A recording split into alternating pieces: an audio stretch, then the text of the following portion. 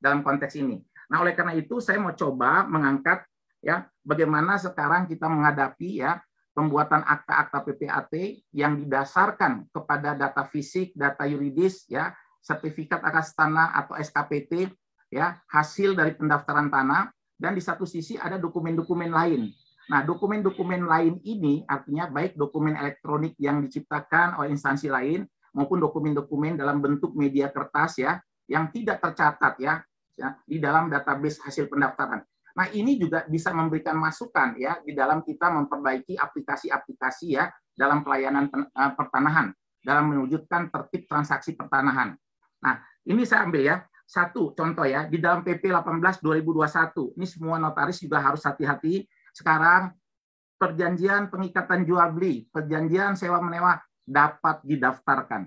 Kalau didaftarkan dicatat di dalam daftar umum dan dicatat di dalam buku dalam sertifikat akas tanah. Ini dicatat artinya kan sertifikat PPJB dicatat. Sekarang tanah-tanah bekas hak milik adat juga wajib didaftar. Dan dalam jangka waktu 5 tahun, kalau tidak didaftar berdasarkan sejak berlakunya PP 18/2021, maka bukti tulisan ya berkaitan dengan tanah-tanah bekas hak milik adat tidak berlaku lagi, tidak berlaku lagi. Nah, ini saya coba angkat. Kalau kita bicara PPJB, PPJB inilah salah satu sumber mafia tanah. Ya, karena pada waktu itu saya juga diundang sama Polda Metro, ngerti nggak? Ya, kadangkala PPJB itu dibuat oleh notaris lain di suatu daerah yang sepi, ngerti nggak? Dengan transaksi, kemudian dipakailah PPJB itu dipakai di Jakarta lah untuk membuat aktanya. Yang ternyata di sana digunakan figur, artinya. Nah, oleh karena itu kita mesti lakukan pendekatan-pendekatan dengan dokumen-dokumen ini. Nah, dokumen ini masalah-masalah apa yang timbul di kemudian hari. Nah, saya ambil contoh. Ini kasus yang baru ya. Kalau ada orang cerai, artinya. Kalau ada orang cerai, ada akte cerainya. Tahun 2021. Tapi putusan misalnya pengadilan yang sudah inkrah, itu tahun 2004. Ngerti nggak? Sehingga kalau dia memperoleh, artinya. Ini bicara memperolehnya. Kalau dia memperoleh, artinya dia memperolehnya sebelum 2000 akte cerai itu ada perspektif penegak hukum menganggap itu harta bersama. Perspektifnya artinya. Nah, ini kan bisa kita masuk input di aplikasinya. Bisa kita membuat aplikasi tentang informasi PPAT atau aplikasi tentang persoalan-persoalan hukum yang hanya bisa diakses oleh PPAT. Sama dengan sistem administrasi badan hukum, ada publik yang bisa mengakses semua peraturan-peraturan, tapi ada khusus PPA notaris yang bisa mengakses ya sistem administrasi badan hukum, sistem administrasi badan usaha. Nah, oleh karena itu ini penafsiran artinya, tapi persoalan ini timbullah sengketa pertanahan, timbullah perkara pertanahan. Artinya, yang seharusnya kalau orang melakukan perceraian itu, maka cerai itu efektifnya sejak putusan pengadilan mempunyai kekuatan hukum tetap. Bukan akte cerainya sifatnya administratif. Sehingga kalau dia membuat akta, ya perbuatan hukum sebelum akta cerai itu muncul, tetapi setelah putusan pengadilan inkrah, itu harta pribadi. Kalau dia beli di situ, dia jual harta pribadi, tidak termasuk harta bersama. Ini perspektif ini muncul dalam kasus, ngerti nggak? Ini sederhana artinya kan. Nah, ini masukan supaya kita bisa memperbaiki, artinya kita membuat aplikasi-aplikasi baru, ngerti nggak, oleh BPN atau Kementerian ATR, ini di dalam kita mengakses. Sehingga kalau PPAT membuat akta, tinggal dia buka. Artinya, dia buka halaman website-nya, dia cari aplikasinya, oh aplikasi informasi PPAT. Nah, dia klik aja, dia bisa tahu semua artinya. Itu sifatnya pribadi, ngerti nggak kan? Nah, privat artinya tidak untuk kepentingan publik, artinya. Sekarang saya melihat lagi, kita bicara PPJB. PPJB banyak dipakai dasar untuk pembuatan akta PPAT. Tapi PPJB ini timbul persoalan hukumnya artinya.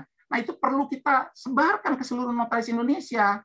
PPJB yang sudah dinyatakan lunas, objeknya sudah dikuasai secara fisik, ngerti nggak, oleh pembeli dengan etiket baik, yang berdasarkan surat edaran Mahkamah Agung 4/2016 itu dianggap sudah beralih secara hukum.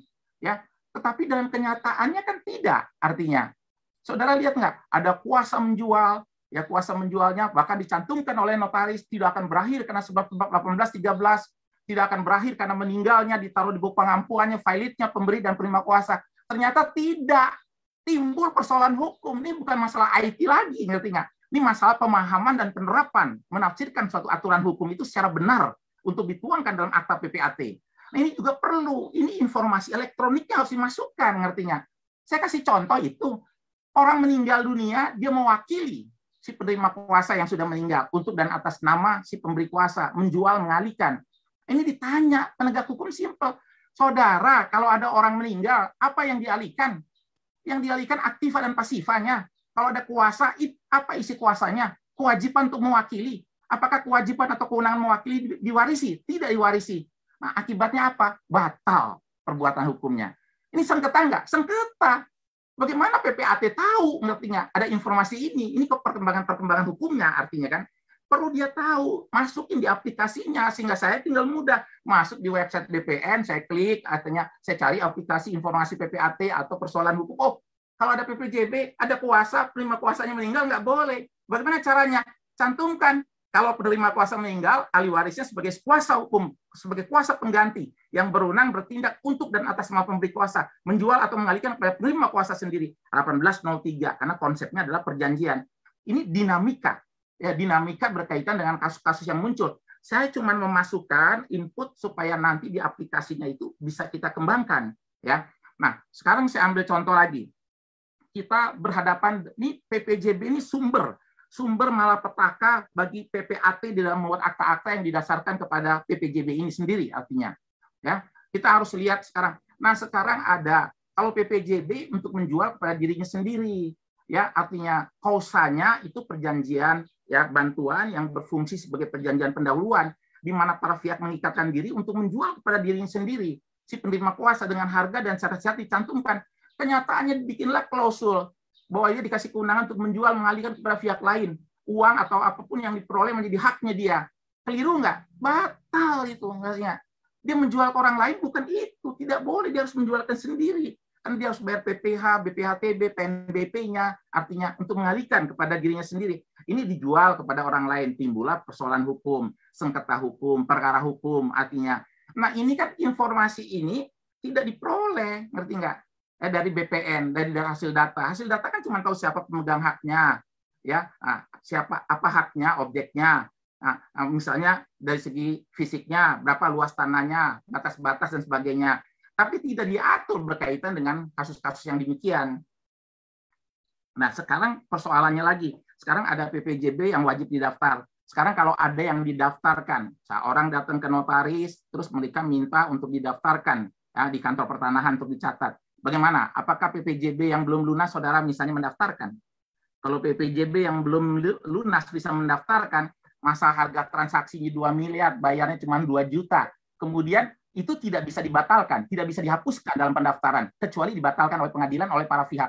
Oleh karena itu, notaris juga artinya harus berinisiatif. Artinya PPJB yang dapat didaftarkan, dikasih dalam klausulnya, bahwa si pembeli diberikan kuasa untuk mendaftarkan PPJB ini, sepanjang harganya telah dibayar lunas. Ngertinya?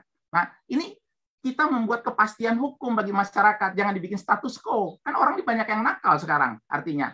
Saya bikin aja harga 100 miliar, saya bayar 1 miliar, saya sengaja daftarkan, saya bikin status quo tanah ini. Artinya, bisa kita lakukan. Apakah bisa dihapus pendaftaran itu? Tidak, kecuali dengan putusan pengadilan dan atau melalui pembatalan oleh para pihak. Selama itu belum ada, nah putusan pengadilan perdata kita bisa lihat bertahun-tahun sekarang. Ya, artinya, nah oleh karena itulah, kalau konteks kita pendaftaran PPJB, kita mesti ekstra hati-hati artinya.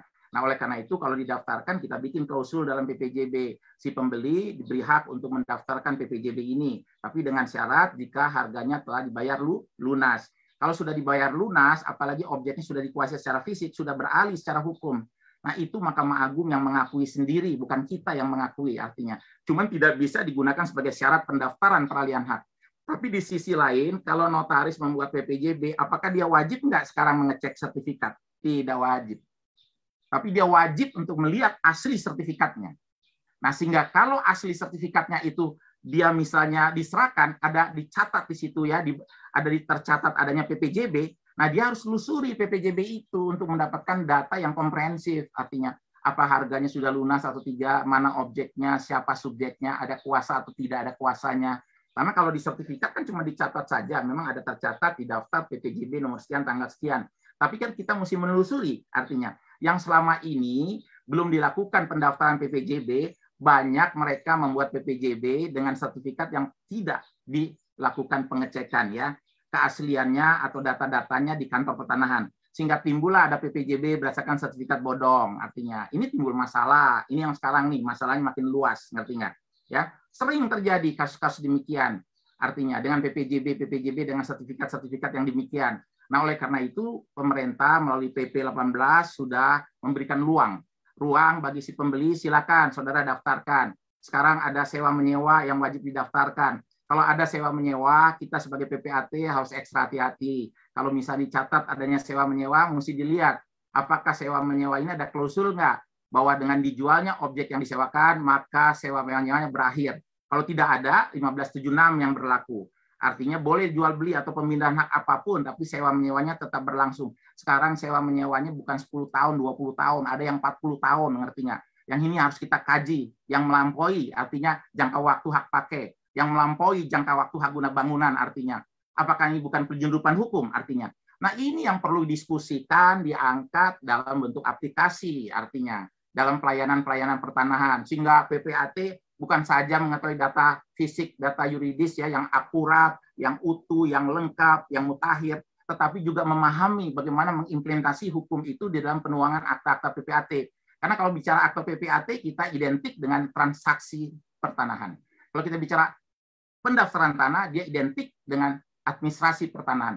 Nah, dua-duanya harus sejoli, artinya. Tidak boleh dipisahkan. Oleh karena itu kita bagian dari sistem pendaftaran tanah. Tugasnya membantu kepala kantor, bukan kanwil ya, kantor pertanahan.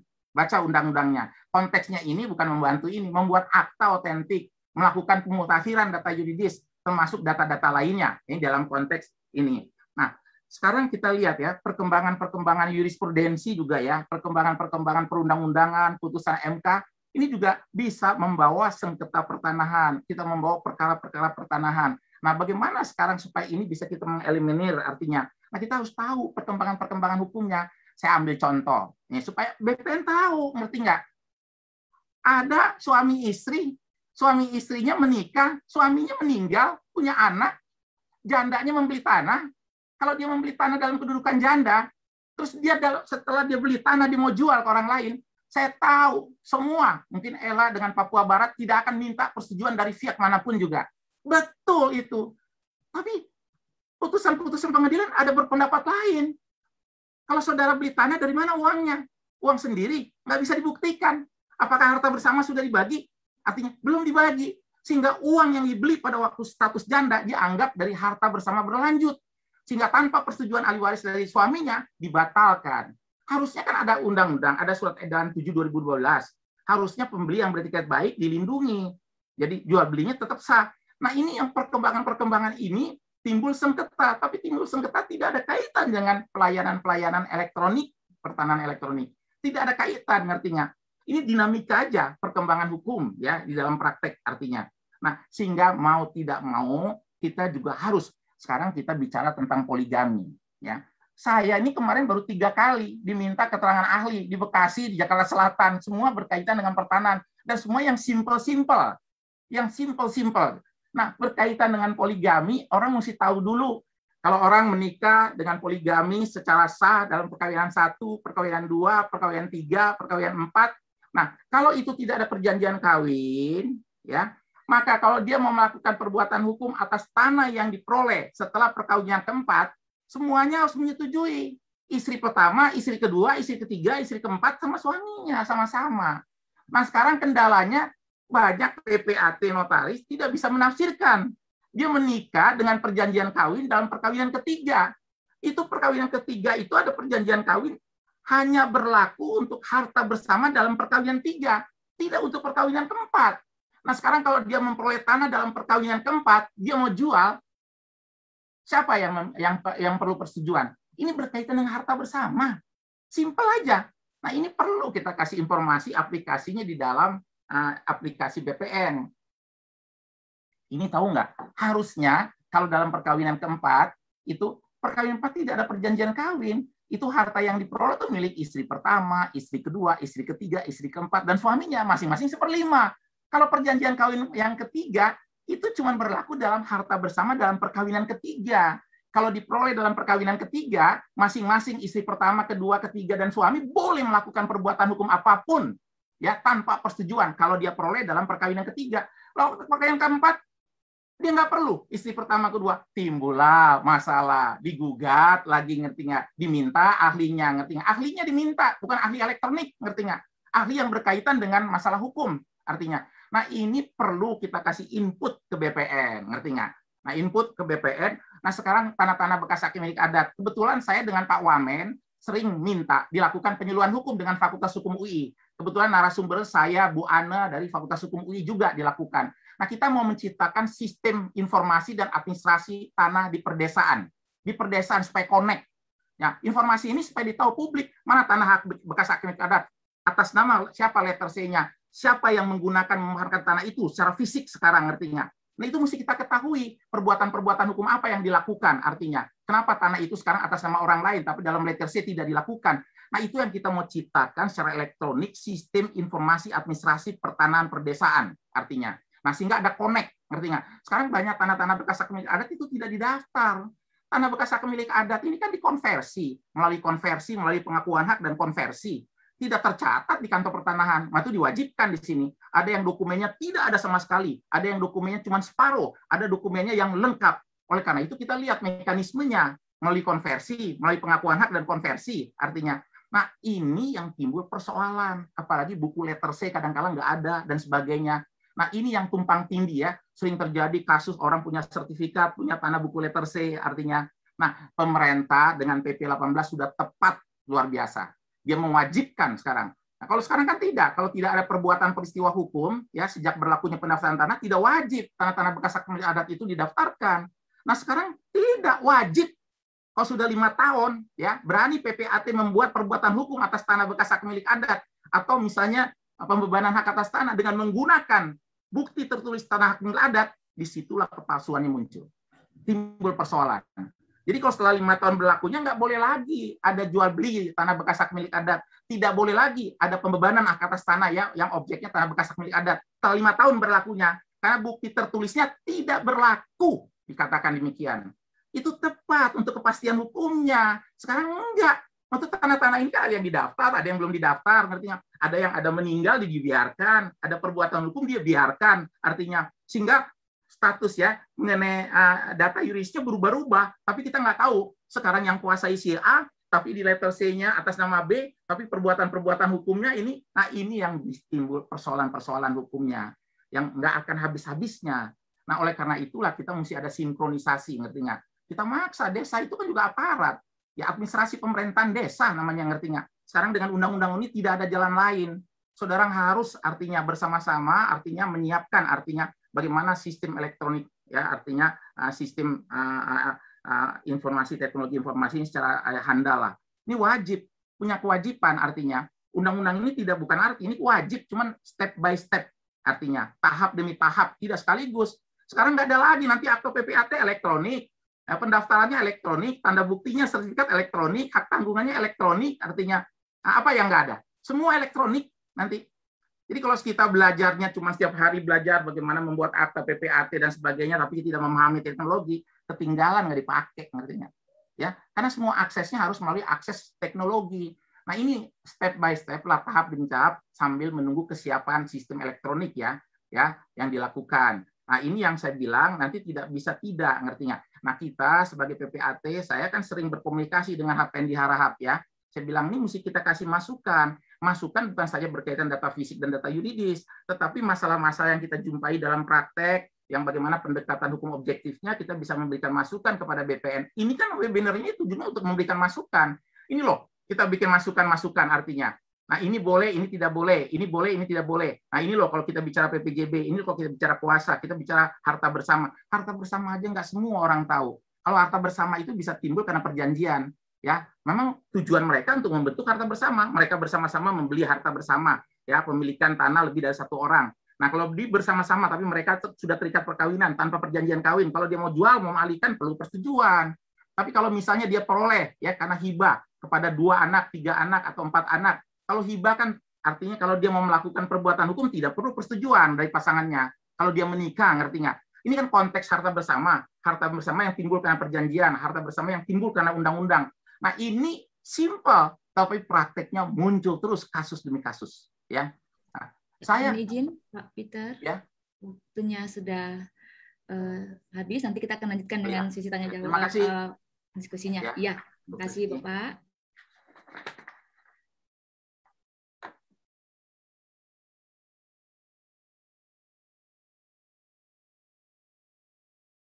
Baik, selanjutnya kita akan masuk pada pemaparan materi oleh narasumber kita yang kedua. Sangat bersemangat sekali Pak Peter, tapi kita akan tampung semua pertanyaan, kita akan bahas nanti pada saat sesi tanya jawab.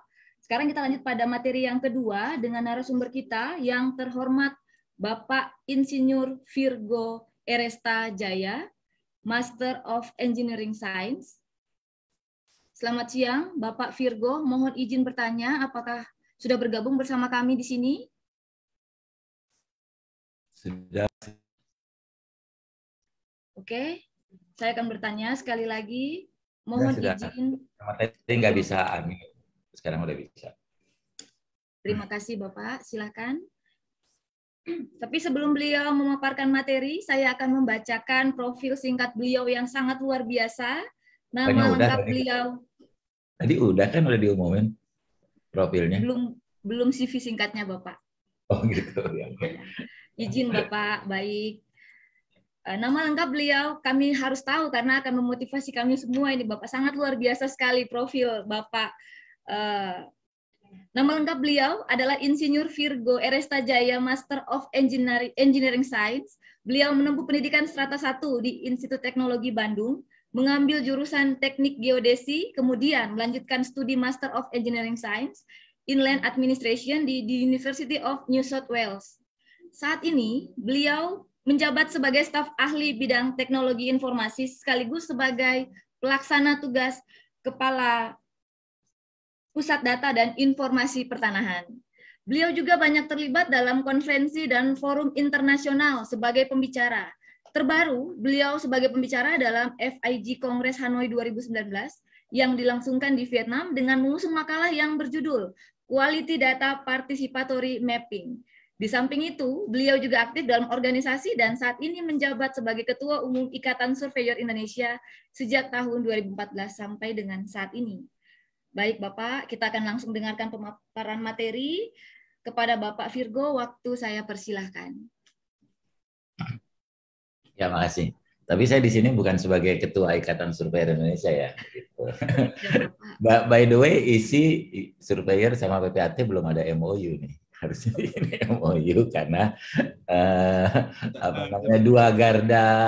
satu garda teknis, satu garda yuridisnya di ATR BPN. Nah, Oke, izinkan saya share screen, Mbak. Ini salam dulu ya buat Pak Musriadi, Pak Kakanwil, Pak Freddy, Pak Hapendi. Salam Pak, salam. Kalau ini Bu Kristina, saya sehat Pak, sehat. Ketua IPAT Papua Barat, terus kemudian Pak Menten tadi Pak Peter. Semangat sekali Pak, saya banyak belajar dari ini Bapak tadi, presentasi Bapak. Ini saya semoga nggak banyak ini ya presentasinya. Oke, outline saya kira-kira ini. Yang pertama saya ngajak teman-teman, ini udah dibicarain sama Pak Freddy sebetulnya, strategic goal, kemudian perubahan pola hidup, nanti mungkin yang intinya di nomor 3 dan 4 ngomongin apa layanan pertanahan yang sekarang sudah kita lakukan dan apa yang PPAT mesti siap-siap. Terus kemudian yang terakhir data PPAT, biarpun data PPAT Pak Freddy juga udah singgung tadi, jadi ada banyak overlap sehingga saya harusnya bisa jadi lebih cepat ya. Oke, saya langsung saja di strategic goal. Jadi mungkin saya perlu ulang terus ini ya. Jadi di BPN kita punya 7 strategic goal, ya yang intinya semuanya sangat penting. Cuma yang mau saya highlight itu adalah yang saya merah-merahin lah, karena itu yang berkaitan dengan tema hari ini yaitu transformasi digital. Yaitu bagaimana kita mengoptimalkan layanan informasi pertahanan dan tata ruang sebagai basis penerimaan negara dalam rangka self-finance. Artinya apa? Artinya nanti ke depan ATR BPN itu mulai bergeser core bisnisnya dari sekarang pendaftaran, tapi jadi penyedia informasi untuk pengambilan keputusan hukum, pengambilan kebijakan, pengambilan keputusan bisnis dan lain-lain. Gitu. Kemudian berikutnya yang hari ini juga kita mungkin lebih pas untuk tema hari ini adalah bagaimana kita semua bersama-sama mewujudkan layanan modern buat masyarakat ya, dari sisi produk, dari sisi layanan, semuanya kalau bisa diupayakan berbasis teknologi informasi. Gitu. Itu kurang lebih. Jadi transformasi digital itu betul-betul jadi key goal, key strategic goal.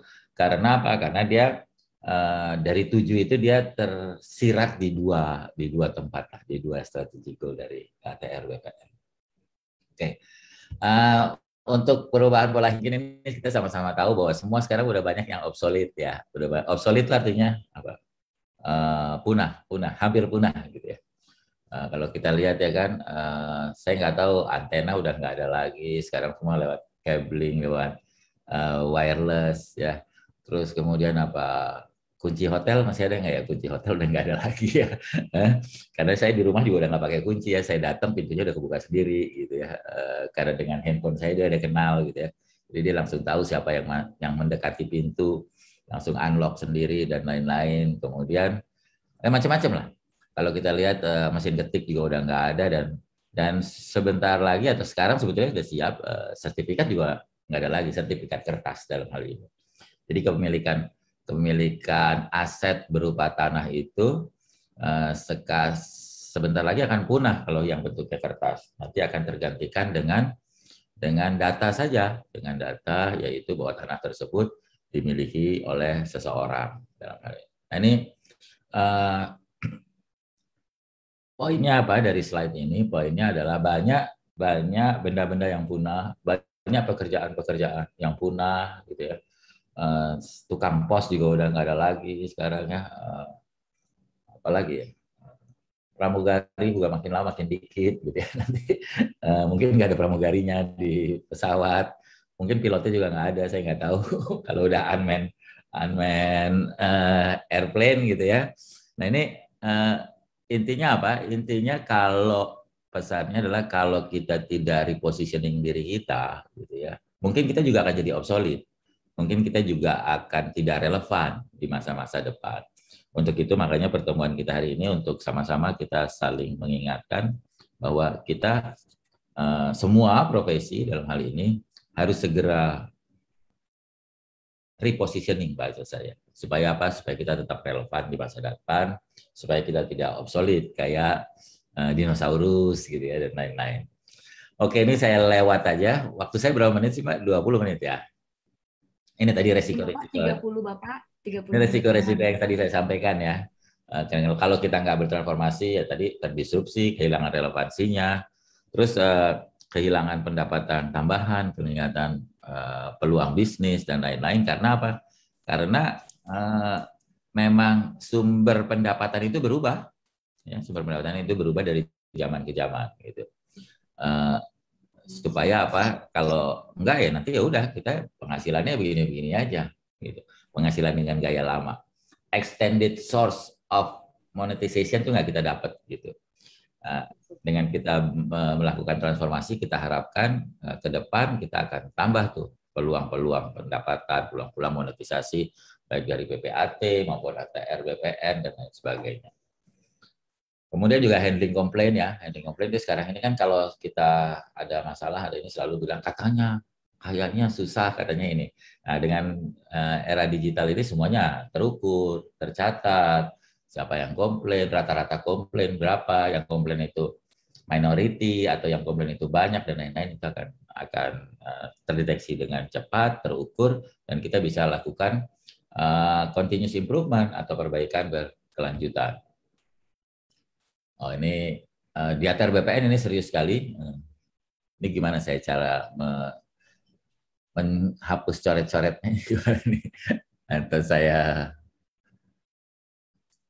dulu ya.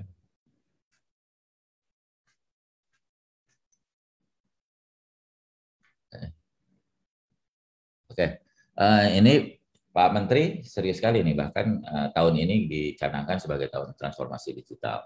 Dan kalau kita lihat roadmap-nya, ini tadi sudah disampaikan sama Pak Freddy, ujung-ujungnya di 2040 tadi kita ingin jadi strategi goal tadi tercapai peringkat 40 IODB, semuanya berlandaskan layanan informasi dan lain-lain.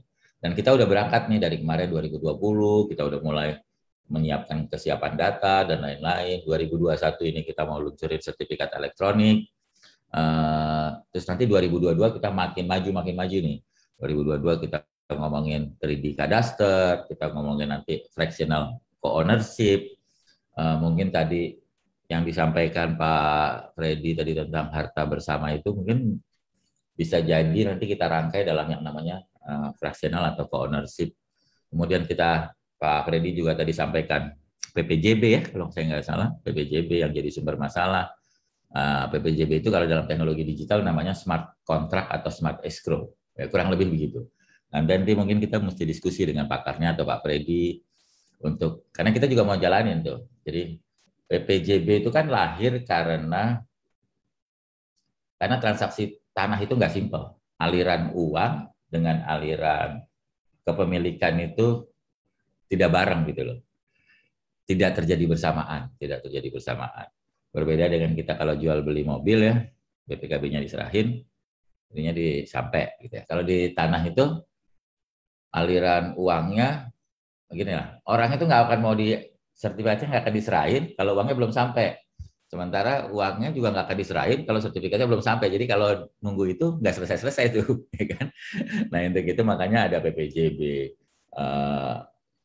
Kalau di digital elektronik, di bahasa digital itu namanya smart contract. Nah ini smart contract itu memastikan tadi requirement atau persyaratan itu begitu terpenuhi, begitu banknya bilang flag, udah terbayar, udah terkirim, sudah lunas. Begitu bank yang satunya bilang sudah diroyak, begitu bank yang satunya sudah dibayar, pinjamannya udah dicairkan dan lain sebagainya, otomatis sertifikat itu langsung melakukan sendiri tuh royak, jual beli, HT gitu. Dan itu semua dilakukan bersamaan begitu unsur-unsur di smart contract atau di bahasa sekarangnya PPJB itu terpenuhi. Nah ini tahun depan kita mulai serius bikin itu, Pak Peter. Mungkin kita bisa bicara sama-sama dengan teman-teman IPAT yang lain juga yang ahli di bidang PPJB, bagaimana mengubah PPJB jadi smart contract tadi. Oh ini nggak saya lewatin. Nah maksudnya begitu seriusnya ATR BPN sampai kita juga didukung oleh stakeholder dari Gatra, kita dapat award dari Kemenpan dan lain-lain. Karena apa? Karena ya memang itu serius gitu di sini. Sampai di sini ada namanya staf ahli IT gitu ya, ada staf khusus transformasi digital. Saking seriusnya tentang transformasi digital. Dan yang kita lakukan di dalam adalah kita menyiapkan sumber daya nih, baik sumber daya fisik, fasilitas dan lain-lain, termasuk SDM-nya. Nah di PPAT mungkin juga perlu ada, bahkan kita ada pelatihan transformasi digital for leader gitu. Nanti mungkin Pak Denny bisa buka juga dalam pelatihan transformasi digital untuk PPAT dalam hal ini atau untuk partner dari BPN. Itu kita udah sampai angkatan berapa? Angkatan 5 atau angkatan 6, di mana kita memastikan bahwa transformasi digital ini diserap baik oleh pemimpin, kepala kantor maupun staf-staf yang ada di BPN. Ini tadi sudah disampaikan oleh Pak Peter ya. Yang kita ubah itu yang pertama adalah mindset, karena memang begitu kita mau bertransformasi nggak bisa berevolusi, harus loncat gitu ya. Nggak bisa kita mau transformasi digital tapi mikirnya tapi sertifikat lamanya begini gini. Nah, maksudnya pola pikir atau prosedur yang ada di kepala kita adalah prosedur lama gitu. Kalau mau loncat, kalau mau transform dengan baik, yang pertama kita lakukan adalah unlearn katanya. Unlearn tuh bahasa Indonesianya adalah kita belajar membuang apa yang pernah kita pelajari. Nah itu susah itu, gitu ya. Karena apa? Karena biasanya kita udah terdoktrin kan dengan nggak bisa begitu, harus begini. Nah kalau kita banyak mulai dengan nggak bisa begitu, itu biasanya transformasinya akan lebih lambat dibanding orang yang cepat melakukan unlearn, membuang sesuatu yang apa namanya, yang dulu sudah pernah kita pelajari dan kita yakini benar di zaman dulu. Nah, ini harus berani kita melakukan unlearn atau membuang apa yang kita pelajari dulu. Berbeda dengan anak-anak sekarang. Kalau anak-anak sekarang saya pikir nggak perlu transformasi. Kalau kita tanya ke anak-anak kita, malah dia heran. Kenapa ya di kantor BPN kok ada yang ngantri ya? Nah, dia malah heran tuh. Gitu ya. Terus kenapa sih itu sertifikat mesti kertas? Anak saya malah heran. Gitu. Kenapa itu mesti dibawa-bawa pengecekan? Segala macam. Tapi kalau kita yang dulu di zaman yang berbeda dan sekarang harus masuk ke zaman yang baru, kita harus lakukan itu. Jadi banyak yang perlu ditransformasikan, yang terutama adalah mindset. Kalau IT teknologinya itu seperti yang saya sampaikan tadi, lebih ke tools saja, tools. Sepanjang kita mindsetnya mau berubah, gitu ya, tools ini pasti sangat banyak tersedia untuk bisa membantu apa yang kita mau. Jadi seperti tadi ya, PPJB bagaimana diterapkan, kemudian tadi Pak Peter sampaikan apa itu tadi, sistem informasi yang private tentang seseorang yang udah cerai, kawin dan lain sebagainya, kasus lain, atau kita sebut dengan knowledge management system, itu bisa diterapkan. Tapi sepanjang mindset kita sudah mau berubah dulu, gitu. Tools sangat banyak tersedia, tinggal diskusi aja, tinggal diskusi teknis, gitu.